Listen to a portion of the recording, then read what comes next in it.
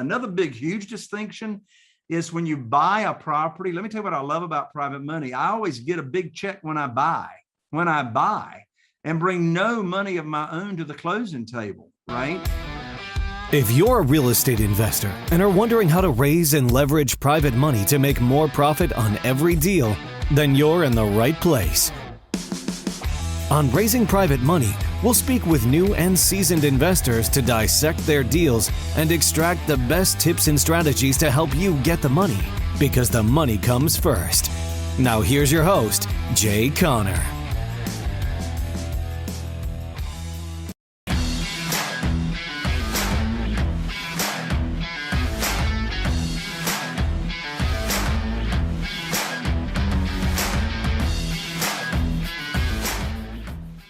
Hey, what's up? Welcome back to the CEO Pulse podcast, where you get the real, the raw, and the mind of entrepreneurship. We are sitting down today with Mr. Jay Conner. Check this out, right? He has been in the real estate game. I'll call it the game, right? Because there's so many different aspects to it. But in the real estate game since 2003, has rehabbed over 400 houses. And for the past 7 years, he's completely automated his seven-figure real estate business to where he works, check this out, less than 10 hours per week on his business. All right. So one of his main things now, it's private money, and he is known as the private money authority. So because he has raised over $2 million in under 90 days at one point. So it's really impressive, right? To see the track record that Jay has. I'm very, very lucky to have him on the podcast. So Jay, welcome to the show. Thank you for spending the time with us. Hey, Rafael, thank you so much for inviting me to come along. And I'm excited to be here to talk about one of my favorite subjects. Let's do it. So you started in 2003 in buying and selling houses, right? So that's right. Full-time 2003. Full-time 2003. And you've been in this space since how long before then? Yeah, so I was actually raised in the housing business. I was in for years and years, mobile homes, manufactured homes. But in 2002, 2003, pretty much all the consumer finance went away on that product. And so I knew if I ever got out of mobile homes, I wanted to get into single family houses and flipping houses and all that kind of good stuff. So I went, my wife, Carol Joy, and we're here in Eastern North Carolina, a real teeny tiny small town. We're in Morehead City, North Carolina, right here on the East Coast, population 8,000. And our total target market's only got 40,000 people in it. What? So we only do 2 or 3 deals a month, but our average profit per deal is 71,000 per deal. Wow. Okay. So this is crazy. Normally we have the context that real estate, it's a volume game, especially for real estate investments. If you're looking at, locking up deals as an investor, for the most part, we're either buying from wholesalers or you are, hitting volume. So to be in a space that small and really niche it out and have a consistent business out of that, I mean, that's impressive. How do you do it? Well, I'm able to buy all my houses with all cash offers. Now, that doesn't mean I don't buy some houses on terms, like houses that don't need many repairs or much rehab at all. I'll buy those subject to the existing note, that kind of thing. But that only accounts for about 25% of our business. The other 75% is we're offering all cash offers. Well, you see, there's nobody else around here consistently in our area that is able to make all cash offers. And the reason we're able to do it is because of private money. We make our offers where we can pay all cash, close in 7 days on our offers. And so, there's really no other competition like that around here that's doing the business consistently and, every day, every week, marketing, locating motivated sellers. I can't imagine, right? I mean, from a kind of like taking a step back, I can imagine that in a population of $40,000, I mean, that's your niche client or target client, right? It's I mean, 40,000 people. 40,000 people. Yeah, you become an authority. I mean, quite fast if you're consistent in what you're doing, right? Yeah, like I looked at, or me and my team. I don't have to go look at a house when you got a great team, but me and my team have looked at already 3 houses this week, and Mhm. all 3 of them came from referrals of either individual for sale by owners or realtors referring them to us because, we've been doing it for so long here in the area. Mm. So I mean that goes to it goes to show longevity, right? You've been doing it for a long, long time, and now the deals are just kind of trickling in because you've built that background, you built that reputation, and I mean I think at the end of the day, it really comes down to the brand, right? I mean, you have your brand, you are a brand at that this time. Like by this time, I'm sorry, you are already a brand. You're the buyer for the area for those 40,000 people. So, That's correct. yeah, interesting. So you started wholesaling, and I kind of want to. What's your background before you jumped into real estate and full time in 2003? What were you doing? Um, Yeah, again, it was mobile homes, you manufactured homes. That product is pretty much, going away. I mean, there's not hardly any manufactured homes or mobile homes going up and down the highway, like there was. I mean, here in North Carolina, South Carolina, Georgia, and Florida, I mean, this whole Southeast area was the mobile home manufactured housing capital of the world.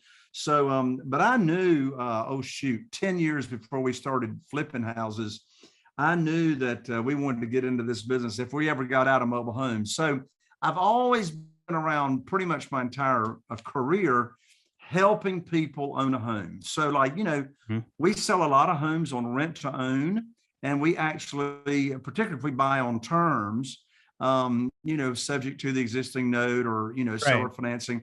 So when we sell on rent to own or lease purchase, we actually help the buyer get in their credit repair and actually help them own a house, which, as you know, is pretty different from what a lot of other real estate investors do. So it all comes down to having a servant's heart and doing our best to make an impact in the community. Yeah, I mean, it's really at the end of the day, we're all solving problems, right? Like that's the biggest thing. Anybody who comes to us and is willing to trade money for speed or convenience, they have a problem. They have a problem that we can come in and help them solve. So I'm seeing a pretty interesting transition here. So you started fixing and flipping in 2003. So you started with mobile homes before then, and then eventually you started putting money together. And then becoming this authority in funding, right? And just private money. And I tell you what, Rafael, it was totally by necessity. Really? So from Elaborate. 2000, from 2003. So I mean, this leads into having the right mindset of a successful real estate entrepreneur. So from 2003 to 2009, the first 6 years we were in the business, we relied on traditional funding. We relied on banks, local banks, to fund our deals. I didn't know any other way to fund deals those first 6 years. Mm-hmm. And in January, Rafael, January of 2009, I had 2 houses under contract. Between these 2 houses, there was over $100,000 in potential profit. And so I called up my banker, and I'd been using the same banker for those first 6 years. I called him up, and I'd had this conversation, Rafael, with him many, many times, told him where the properties were located. They're under contract. Here's my purchase price. Funding is going to be in 30 days or whatever. And, we need to close by then. Well, I learned on that conversation, Rafael, and you hear where this conversation's going, right? Yeah. I learned during that conversation very quickly that my lines of credit were closed. I had no funding available, and I didn't know that prior to getting my houses under contract. So I hung up the phone, and my first thought was, well, what am I going to do? And fear of failure is a whole lot more motivation than hope of gain. And I'm getting ready to lose over $100,000 in potential profit. So I called up a friend of mine whose name is Jeff. He lived in Greensboro, North Carolina at the time. And I told him what had happened. I told him the bank had cut me off. I didn't have any way to fund my deals. And I said, and he told me right there on the phone, he said, well, welcome to the club, Jay. My bank cut me off last week. Ugh. And I said, well, what are you going to do? Well, I'd never heard of private money. And Jeff, my friend, was the first person to even tell me that phrase of private money. And so I learned all about it, Rafael, and I put my program together. And so, you know, in this world of private money, there's no applications, there's no approval process. I put on my teacher hat and I started teaching people in my own warm market, my centers of influence, what private money is. I started teaching them about self-directed IRAs. And do you know what, Rafael? To this date, I've never asked anybody for money. I've taught them what potential private lenders, individuals like you and me, I've taught them what private money is. And when they learn what private money is and what my program is that I'm paying for money, now they're chasing me. I ended up with a problem very, very quickly. I had more money than I could put to work on the properties, right? Yeah. That's a good problem. So here's my takeaway from that life experience. When I hung up the phone from my banker telling me I had no more funding, I had a choice to make. I had a choice. And that is I could quit, or I could continue to pursue and seek and find a better and faster and put me in the driver's seat way of getting funding for my deals. So one of my mantras that I started saying in my head that very day when I was on the phone with my banker was, it is impossible for you to fail unless you choose to quit. Unless you choose to quit. I tell you, another mindset piece there, Rafael. I learned a very valuable formula from Jack Canfield. Jack Canfield, you know, is the co-author of the Chicken Soup for the Soul series from years ago, him and Mark Victor Hansen. And I learned this formula from Jack Canfield. The formula is E as in Edward, E plus R equals O. That stands for event plus your response to that event equals the outcome. E plus R equals O. And so the way the formula, so with this formula, you are in control of your destiny because of the power of choice. So the event that happened may be something you created or attracted, or it may not be an event that you attracted or created. So the event in this example is I lost my lines of credit. I didn't have any way to fund my deals. That was the event. I didn't have anything to do with that event. I had a perfect credit. We made our payments on time all the time, but the event was outside of my control. But guess what? The outcome I was experiencing of losing my line of credit for that moment in time, I didn't have any way to pay all cash for my houses and those two that I had under contract. But guess what? I am 100% responsible for the choice and the response that I give to the event that happened. Right. So I can choose my response to the event that's already happened.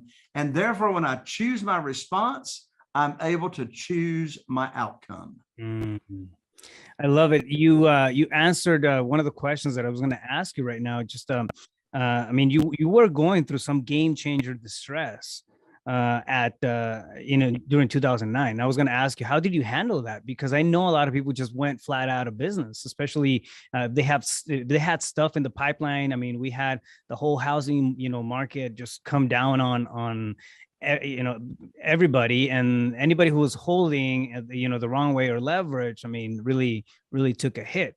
So, I mean, but that makes perfect sense. E plus R equals O. I love it. Yeah, there's always huge opportunities that come along because of difficulty. Right. So me being cut off from the banks back in 2009, I tell you, Rafael, that's the biggest blessing in disguise that ever happened to us in our business was losing our funding. Because look, if it wasn't for that adversity, I would not have had any motivation or any reason to go look for other, kinds of funding. So as a result, I got really good at raising private money. And then here's the deal, Rafael, that opened up a huge opportunity. In 2011, after I'd been raising a lot of money for a couple of years, then I started teaching other real estate investors how to raise money like I do. And I tell you, it just really puts you in the driver's seat. As a matter of fact, if I hadn't had that adversity, I wouldn't be on your podcast today, because that adversity led me to having all these years of experience attracting private money for my deals and for, thousands of my students. Well, it kind of put you out of, your regular orbit, right? It just knocked you into a different space.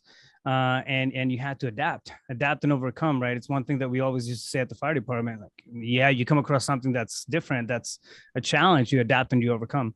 And I mean, you did it in a marvelous way. You really created a whole different, pocket of opportunity for yourself by diving, head on into this, seeing the need that was there, and then taking that to other investors. So you've consulted with over 2,000 investors, at this point, and taught them about, private money funding and the strategy that's allowed you to build this, this great machine. Exactly. And, like another huge opportunity in 2009, you remember all those properties were, the market was flooded with inventory of foreclosures, right? Right. But banks weren't lending money. So you had to have the cash to make offers and buy those foreclosures and bank-owned properties. So it was like a vortex that came together. I had all this private money and had all these foreclosures coming into the market, so I could actually pick and choose, which bank-owned properties I wanted to do. So it's, this strategy is really putting you in the forefront of opportunity. Really, like it's. You're leveraging something that wasn't there before just by the way you're packaging it, right? So can you teach us a little bit about private funding and the way that you see it, right? So you have private funding, and then you have hard money, which is not the same thing. Can you elaborate on that? Sure. So a private lender is an individual, a human being just like us, that loans money either from their investment capital or their retirement funds. And that's a big one right there. We've got 40 some private lenders funding our deals right now, and over half of them use their retirement funds to invest and loan money to us. So a private lender is an individual, and a hard money lender is typically a broker of money, a middle person that goes out and raises money from individuals, private lenders, and those private lenders invest with the hard money broker into their fund. And then the hard money lender or broker then loans it out to us real estate investors. Well, the way I do it, and the way I teach other real estate investors, is to circumvent the hard money lender or broker and go straight to the source, go straight to the individuals. So, and do business with them. So there's three main categories of where you find private money from these individuals. First category is your own warm market, people that you've got some kind of association with. They're in your cell phone, email, Facebook, LinkedIn, your own social network. The second category is what we call your expanded warm market. Sometimes a client of mine, a real estate investor, will say, well, all my people are broke. My people don't have any money. Well, first of all, I don't believe my cousins borrow from me. Yeah. But I teach people how to grow their center of influence very, very quickly. Where do you go? I say the more money you wallow in, the more money sticks to you, right? Yeah. So how can you grow your center of influence? Then the third category are existing private lenders, individuals that are already loaning money out. And a great place to find those people. Now, I've developed the private lender data feed. We get every existing private lender deal in the nation into our software. But another great place to go to network is to self-directed IRA companies that have networking events, and 70% of their account holders are looking to loan money out to real estate investors. But back to the hard money and private lenders. So interest rate is a big. Sorry to barge in, but you said you put together a database. So you have a software that has a full database of existing private money lenders, right? That's what I got. Correct. Yeah. Okay. So that all comes from public records The software goes out to the entire nation, every county in the nation every month, and we get every private lender note. We get the private lender's contact information, the interest rate they're getting paid, their loan to value, the range of money, et cetera. And then we make that available, to our clients. I started out having our paralegal, my real estate attorney's paralegal, search public records in our local area, but that was a very, very, very slow process, to find those existing private lenders. And as you started to build that base, you just kind of expanded on it and then, increase the network, right? Exactly. Yeah. I didn't mean to cut you off on. I didn't mean to cut you off from the hard money. It just, I wanted to highlight the fact that you guys have a database, because that's stuff that's very hard to get to if you don't have the right resources. Sure. I appreciate that. So the big differences between a hard money lender or a hard money broker and doing business with individuals is, of course, number one, interest rate. Your hard money during COVID, hard money lenders shut down altogether. Hard money lenders weren't even loaning any money. Right. Right after COVID came along. Well, I had more money chasing me than ever before from private lenders. Well, interest rate is big. So I pay our private lenders 8%. We can structure the deals to where we don't even make any monthly payments until we sell the property, and just let the interest accrue. And so, hard money lenders now are between 12 to 14%. So interest rate's a big difference. There's no origination fees or points with private lenders. There's always origination fees with hard money brokers and lenders. A hard money lender is going to do 6 months or 12 months on the length of the note. Our private lenders do either 2 years or 5 years, depending on if it's retirement funds or investment capital. If you haven't cashed out with the hard money lender, they may extend your note, but what do they want? More money. Right. That averages, 2%. Origination fees average 4%. So with a hard money lender, you're already up to 20% in the first year. I'm still at 8% with private lenders. Another big, huge distinction is when you buy a property. Let me tell you what I love about private money. I always get a big check when I buy. And bring no money of my own to the closing table, right? So we always borrow more than we need to purchase the property. So I can borrow up to 150% of the after repaired value, right? So the cash flow is just amazing with private money. So as opposed to a hard money lender or broker, I got to always bring a check to closing of either 20% and you're talking a big fat check too. So it's not, it's not a little one. Oh yeah. I mean, I'm bringing home $30 or $50,000 when I buy. I mean, who wants to get paid to buy houses? Much less or much more get paid again when you cash out. Exactly. Yeah. So what are the, and I know you have a whole structure, right? Behind setting up, or finding private funding. What are some of the top things that if somebody wants to, start looking for their own private funding to put together deals? You already gave us, the 3 top sources of where people can find them, but what are the top 3 things or maybe 5 things that somebody can look out for when putting private money together? Well, first of all, they need to have their private money program. All right. So again, teaching potential private lenders, what's your program look like? What's your interest rate that you're going to pay? How are they protected? With all of my private lenders, I don't borrow unsecured funds. It's always backed by a mortgage. Here in North Carolina, it's a deed of trust. We always give the private lender insurance. So they're named as the mortgagee on the insurance policy. Mortgagees get paid first in case there's a total loss. How can they get their money? And they get their money back in case of an emergency. I give all my private lenders a 90-day call option. So if they need to call the note due early, they can. Gives me plenty of time to replace their private money with somebody else's private money. And so, my book that I just recently released goes into all the details of exactly what the private lending program is that you would offer. And of course, a lot of people duplicate that. So the first thing you got to know is what's your program? Yeah.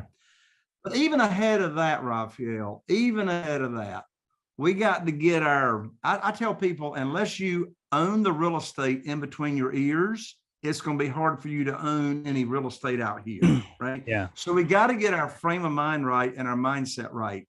I'm not chasing, I'm not begging, I'm not selling. I'm actually teaching people what private money is and what my program is. And I teach them about self-directed IRAs.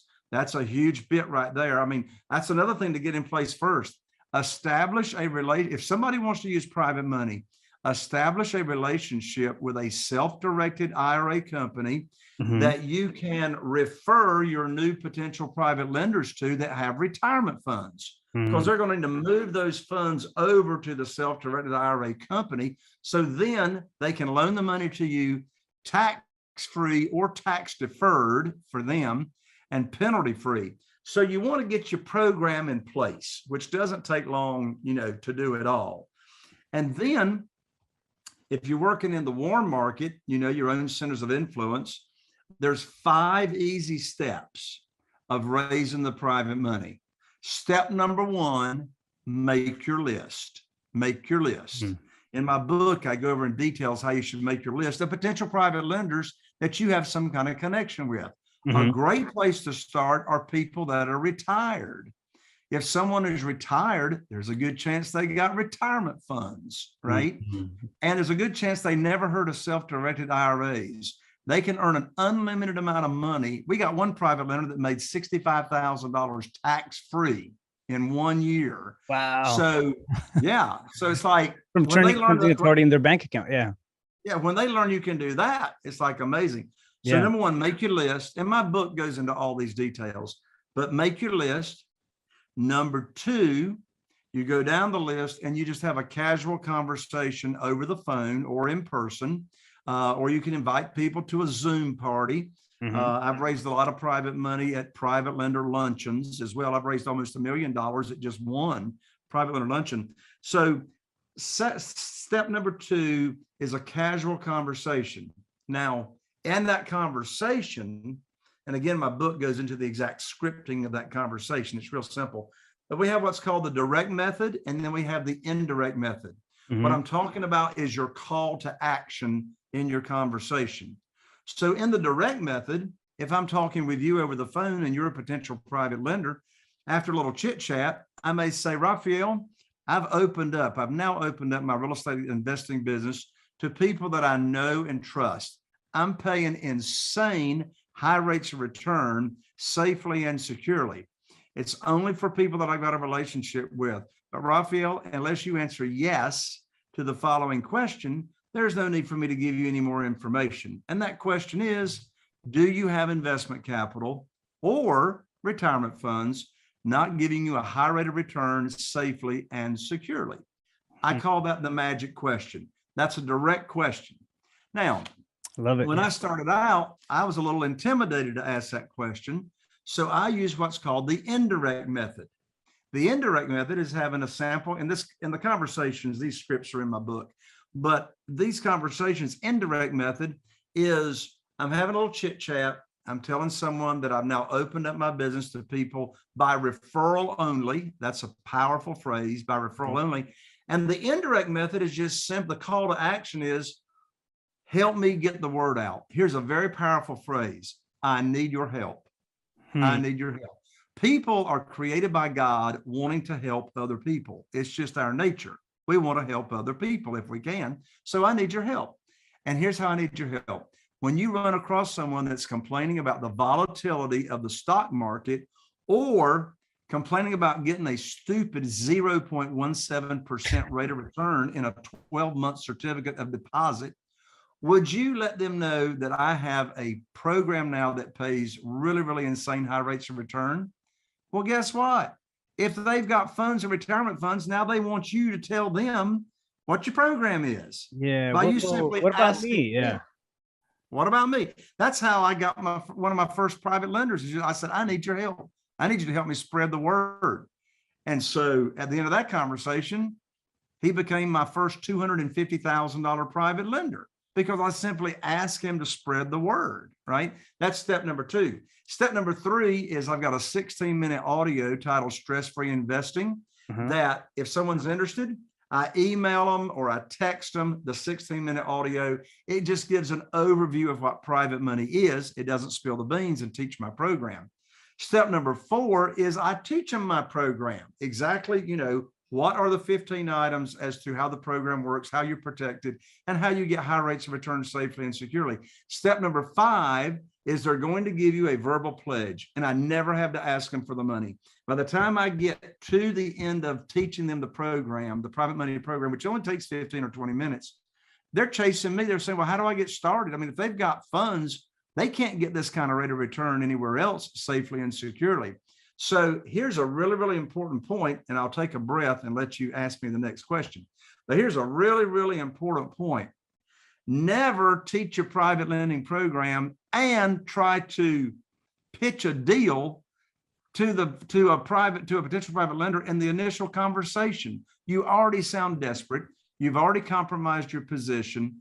We only want to teach the program. They give us a verbal pledge on how much money they got to loan. Do they have retirement funds? I need to introduce them to my self-directed IRA company.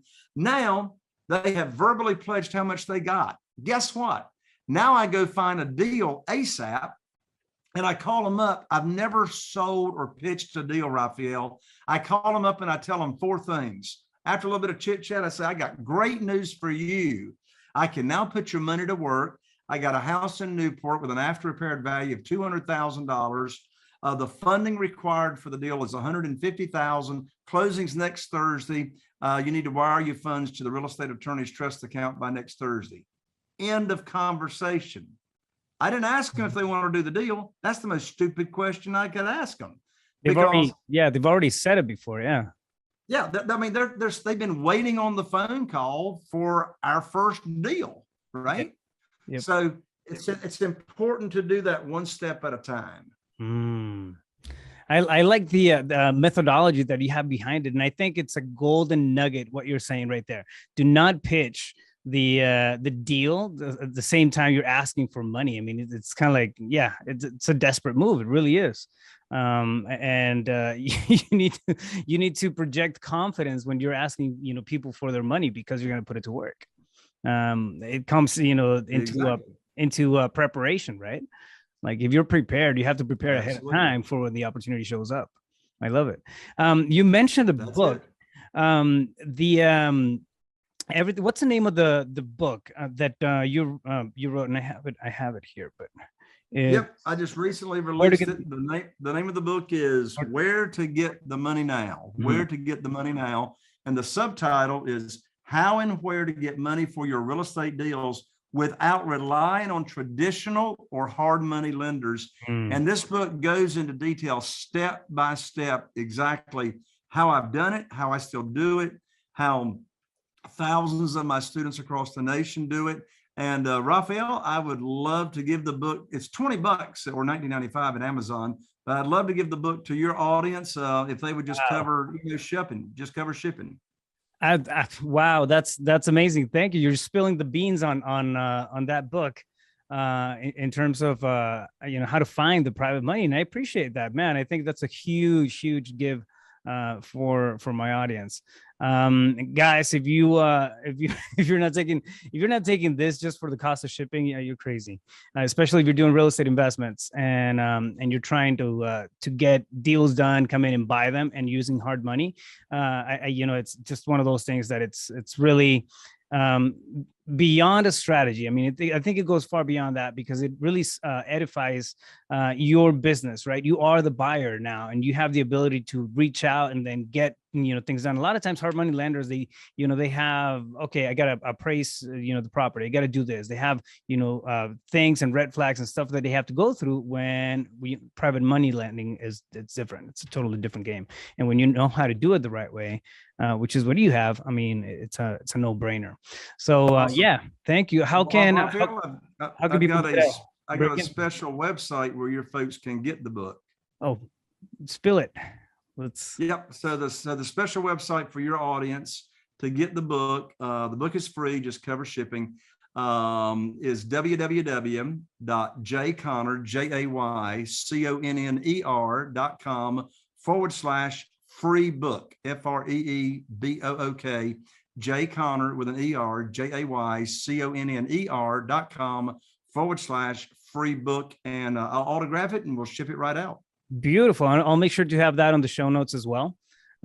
So people can go just click on it and go straight to it. So if you're listening to the podcast right now on iTunes or you're watching on YouTube, make sure that you hit up that link and just do it right now. I mean, take advantage of this. It's really good information. It can set you up for the next several deals that you have in the pipeline, maybe even shift the overall course of your business. So private money is one of those big things that people are often intimidated by.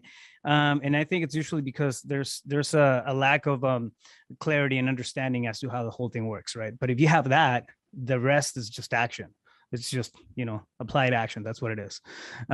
Jay, thank you so much. I think, you've dropped a lot of golden nuggets and clarified a lot of things that I myself was questioning about how to do private funding. I mean, I do work with a couple of private money partners, but those are relationships that I've had, for years, right?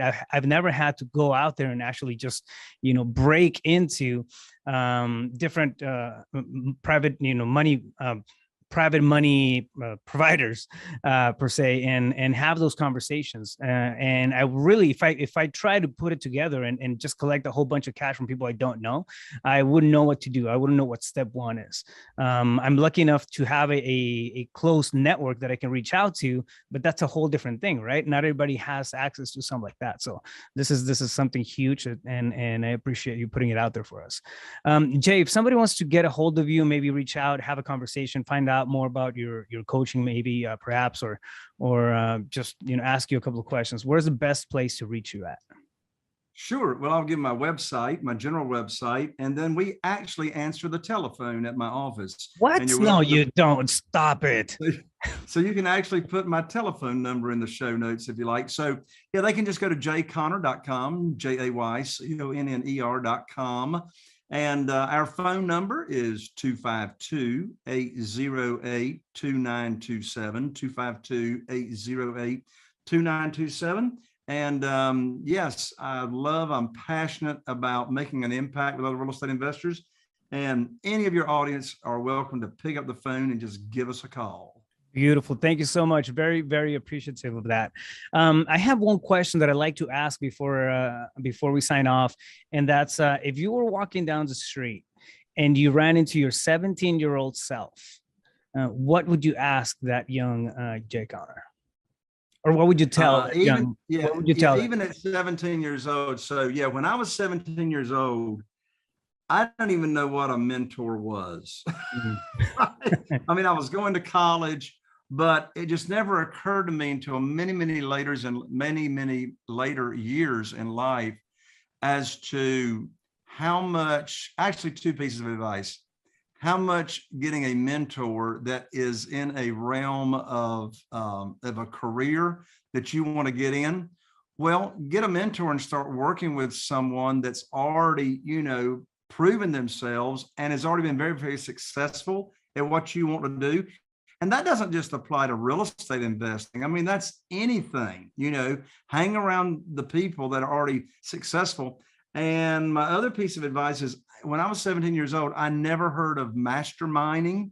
Masterminding and mastermind groups was actually, that phrase was coined, I'm sure by Napoleon Hill, all the way back in the book, Think and Grow Rich. And so, you and I are in a mastermind group together. I'm actually in 3 mastermind groups. And the benefit of that is hanging around like-minded people that are interested in what you're interested in. And so that's really 2 different ways, and I do both, to surround yourself with people that you want to be like. What's his name? Jim Rohn is credited with the saying, you are the average of the 5 people you spend most of the time with. Yeah. So if I were talking to my 17-year-old self, be very selective and intentional about who you spend most of your time with. Wow. That's gold right there. That's gold. And yeah, you're completely right. I mean, masterminds, I know they have changed the course of my business and my mindset altogether. Big shout out to Matt Andrews for putting together Family Masterminds too. I mean, he's done a stellar job there. I mean, just putting in all kinds of great people. Every time I walk into that room, I feel like I'm the slowest one in the room. And I think that's a good thing. I think that's a very good thing. I like to put. Yeah, I mean, I want to be around people that are better than me. Yeah. Jay, thank you so much. It's been a total pleasure having you. I know you're a busy guy, and I appreciate you taking the time to sit down with us and just clarify everything that you have in terms of private funding. And of course, thank Absolutely. you so much. For that thank you so much for having me. It's been a blast. Thank you so much for having me. Team, there you guys have it. It's a wrap. Stay focused. You got this.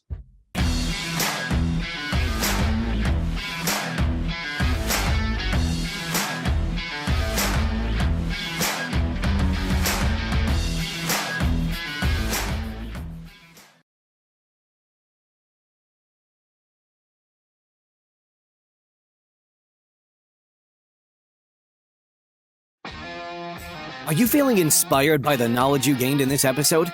Then head over to jconner.com/moneyguide. That's jconner.com/moneyguide and download your free guide that shares 7 reasons why private money will skyrocket your real estate investing business right now. Again, that's jconner.com/moneyguide to get your free guide. We'll see you next time on Raising Private Money with Jay Conner.